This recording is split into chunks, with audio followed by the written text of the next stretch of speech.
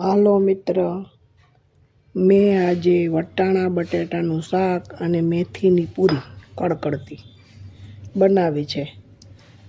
તો મેં પહેલાં વટાણા બટેટાના શાક માટે લસણવાળી ચટણી ખાંડેલી હતી ને એમાં મેં હળદર, મીઠું, ચટણી બધું મેં પાણીની અંદર મિક્સ કરી લીધું છે અને પછી મેં એનો વઘાર કર્યો છે. તો આ રીતનો મેં પહેલાં વઘાર કરી લીધો. પછી અંદર વટાણા અને બટેટા નાખીને મેં કુકરમાં હલાવી દીધા છે. હવે મારું વટાણા બટેટાનું શાક અને મેથીની કડકડતી પૂરી તૈયાર છે. સાથે લસણિયા ગાજર છે.